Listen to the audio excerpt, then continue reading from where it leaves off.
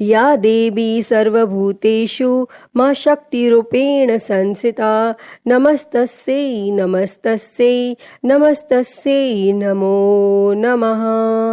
जय माता दी। प्रिय भक्तजनों, आप सभी को माघ माह के गुप्त नवरात्रि की हार्दिक शुभकामनाएं। माँ दुर्गा की कृपा आप और आपके समस्त परिवार पर सदैव बनी रहे। प्रिय भक्तजनों, आज हम सुनेंगे गुप्त नवरात्रि के 7वें दिन माता धूमावती की कथा।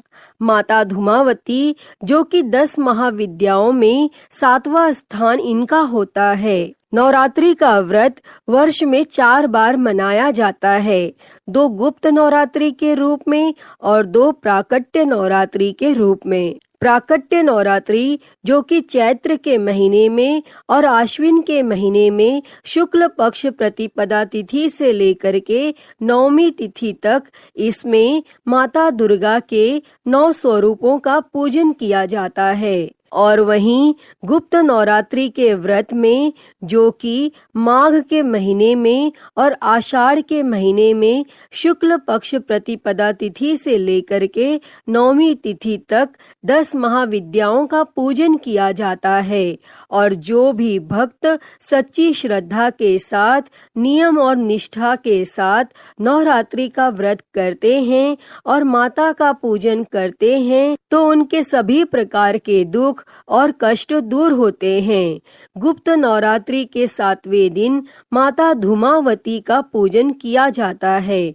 धूमावती अर्थात जिसका जन्म धुएं से हुआ हो। माता रानी का यह रूप धुएं के समान होता है, इसलिए इन्हें भगवान शिव ने धूमावती नाम दिया है। माँ धूमावती का यह रूप अत्यंत दरिद्र, शुष्क, दया योग्य वाला है। देवी धूमावती को एक विधवा बूढ़ी स्त्री के रूप में दिखाया गया है, जिसमें उनके शरीर के अंगों पर जगह जगह झुर्रियां पड़ चुकी हैं तथा वह कांप रही हैं। धूमावती देवी का शरीर एकदम शुष्क व सफेद रंग का है तथा उन्होंने वस्त्र भी विधवा समान श्वेत वस्त्र ही धारण किए हैं। और माँ ने जो वस्त्र पहने हुए हैं वे भी कई जगह से कटे फटे व घिसे हुए हैं और उनके केश बिखरे हुए हैं। वह ऐसा लगता है जैसे माँ कई दिनों से नहाई हुई नहीं है और इस कारण इनके केश, शरीर व वस्त्रों पर गंदगी जमा हो गई है। उनका शरीर पूरा कंपायमान है। माँ का रूप भूख से व्याकुल व दरिद्र रूप में दिखाया गया है। उनका शरीर बिल्कुल पतला व अस्वस्थ प्रतीत होता है। वे एक बिना घोड़े के रथ पर बैठी दिख रही हैं, जिसके शीर्ष पर एक कौवा बैठा है। माँ के एक हाथ में कटोरी तो दूसरे हाथ में अभय मुद्रा या ज्ञान मुद्रा देने की मुद्रा है। देवी धूमावती के इस निंदनीय रूप के पीछे एक रहस्य छुपा है। एक बार जब माता पार्वती को तीव्र भूख लगी तो उन्होंने भगवान शिव से भोजन मांगा और उस समय वहाँ भोजन उपलब्ध नहीं हो रहा था। तब शिवजी ने उन्हें कुछ समय प्रतीक्षा करने को कहा। तब माता पार्वती ने कुछ समय तक प्रतीक्षा की, लेकिन कुछ देर बाद उनकी भूख और ज्यादा बढ़ गई, जिस कारण वे अधिक व्याकुल सी हो गईं और इसी व्याकुलता में देवी पार्वती भगवान शिव को ही निगल गईं और भगवान शिव को निगलते ही शिव के शरीर में स्थित समुद्र मंथन का विष माता के शरीर को जलाने लगा, जिस कारण उनके शरीर से धुआं निकलने लगा। माता रानी का शरीर धीरे धीरे बूढ़ा होता चला गया, जिसमें जगह जगह झुर्रियां पड़ रही थी और इससे बेचैन होकर माता पार्वती ने भगवान शिवजी को अपने मुंह से बाहर उगल दिया और बाहर आकर भगवान शिव ने माता पार्वती से कहा कि चूंकि तुम भूख से व्याकुल होकर अपने पति को ही निगल गई थी, इसीलिए तुम्हारे इस रूप को विधवा होने का श्राप मिलेगा।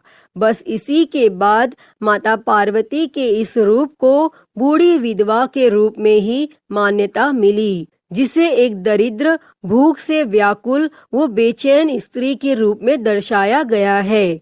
इस रूप में माता रानी के मुख पर बेचैनी, व्याकुलता, दरिद्रता, संशय, तड़प, थकान इत्यादि एक साथ प्रदर्शित होते हैं। माँ धूमावती का यह रूप माँ के विपरीत गुणों को प्रदर्शित करता है, इसीलिए इन्हें अलक्ष्मी या ज्येष्ठा भी बुलाया जाता है। देवी धूमावती एक तरह से माँ देवी के नकारात्मक रूप का साक्षात प्रदर्शन है, किंतु अपने इस रूप में माँ अपने भक्तों के कई संकट को दूर करती हैं। माँ धूमावती की पूजा करने से मनुष्य के संकटों का हरण होता है। वह उन्हें यदि किसी चीज का अभाव हो तो वह दूर करती हैं। देवी धूमावती अपने भक्तों की हर प्रकार की कमी व भूख को शांत करती हैं तथा उन्हें अभय होने का आशीर्वाद प्रदान करती हैं। माँ धूमावती महाविद्या की पूजा मुख्य रूप से गुप्त नवरात्रों में की जाती है। गुप्त नवरात्रों में माता रानी की 10 महाविद्याओं का पूजन किया जाता है, जिसमें से 7वें दिन महाविद्या धूमावती की पूजा करने का विधान है। और माँ धूमावती से संबंधित अन्य जानकारी, जो कि प्रथम वेद ऋग्वेद में माँ सती के धूमावती रूप को सूत्रा कहा गया है। माँ धूमावती के कुछ अन्य नाम ज्येष्ठा, अलक्ष्मी व नीरती है। एक और प्रचलन के अनुसार सुहागन स्त्रियों के द्वारा माँ धूमावती की पूजा नहीं की जाती है। माँ को किसी भी प्रकार का रंग वस्तु नहीं चढ़ाई जाती और देवी धूमावती का शक्तिपीठ मध्य प्रदेश राज्य के दतिया जिले में पीताम्बर पीठ है। धूमावती माँ से संबंधित रुद्रा अवतार धूमेश्वर महादेव हैं।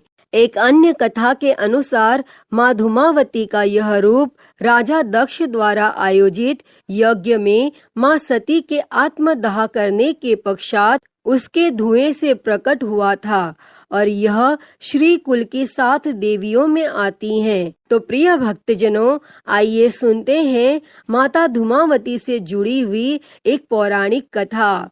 तो आप सभी भक्तजन बड़ी ही श्रद्धा, ध्यान पूर्वक और प्रसन्न चित्त मन से माता धूमावती की इस कथा को सुनिए। तो सभी प्रेम से बोलिए, माता धूमावती की जय, 10 महाविद्या माता की जय, सर्व देवी देवता की जय। भक्तजनों, माता धूमावती को लेकर प्रायः 2 कथाएं प्रचलित है। पहली कथा के अनुसार आदि शक्ति माता सती के पिता ने विशाल यज्ञ का आयोजन किया और इस यज्ञ में शामिल होने के लिए उन्होंने सभी देवताओं, गंधर्व आदि को निमंत्रित किया, लेकिन भगवान शिव और माता सती को निमंत्रण नहीं दिया गया। और इसका कारण यह है कि राजा दक्ष भगवान शिव जी और माता सती के विवाह से खुश नहीं थे और इधर माता सती को पिता दक्ष की यज्ञ की जानकारी मिली तो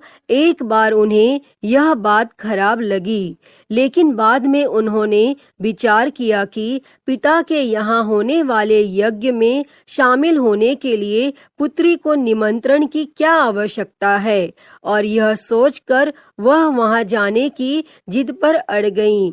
तब महादेव ने उन्हें काफी समझाया और कहा कि विवाह के बाद पुत्री को पिता के घर बिना निमंत्रण के नहीं जाना चाहिए, लेकिन वह नहीं मानी और माता सती दक्ष के यज्ञ में पहुंची तो उन्हें पिता दक्ष के तिरस्कार का सामना करना पड़ा और इससे दुखी होकर माता सती यज्ञ में कूद गईं और उनके जलने से जो धुआं निकला, इसी से माता धूमावती का अवतार हुआ। माता धूमावती के अवतार की दूसरी कथा के अनुसार एक बार माता पार्वती को जोरों की भूख लगी।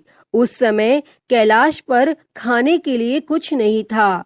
वह भगवान भोलेनाथ के पास भोजन की व्यवस्था को लेकर गईं, लेकिन समाधि में लीन भगवान ने ध्यान नहीं दिया। इस पर माता ने भगवान शंकर को ही निगल लिया और माता की भूख तो शांत हो गई, लेकिन भोलेनाथ के कंठ में विष होने से माता के मुख से धुआं निकलने लगा और विष के प्रभाव से उनका शरीर जर्जर और विकृत होने लगा। और यह हाल देखकर माता की लीला का साथ दे रहे भगवान महादेव उनके उदर से बाहर निकल आए और कहा कि तुमने अपने पति को ही निगल लिया, इसीलिए विधवा होने का श्राप लगेगा और धूमावती के रूप में पूजी जाओगी। हालांकि महिलाएं इस रूप की पूजा नहीं करती हैं। अतः हे माँ धूमावती, इस कथा को कहते, सुनते और हुंकारा भरते सभी पर अपनी कृपा बनाए रखना। अपने भक्तों के सभी कष्टों को दूर कर उनके जीवन में सुख और समृद्धि देना। तो सभी प्रेम से बोलिए, माता धूमावती की जय, 10 महाविद्या माता की जय, सर्व देवी देवता की जय। प्रिय भक्तजनों, तो मैं उम्मीद करती हूँ कि आपको आज की यह कथा पसंद आई होगी और अगर वीडियो अच्छी लगी हो तो इसे लाइक करें, ज्यादा से ज्यादा शेयर करें और कमेंट बॉक्स में माता धूमावती की जय लिखना ना भूलें और महाकाल भक्ति ज्ञान चैनल को सब्सक्राइब कर नोटिफिकेशन बेल को जरूर ऑन कर लें। हर हर महादेव। धन्यवाद।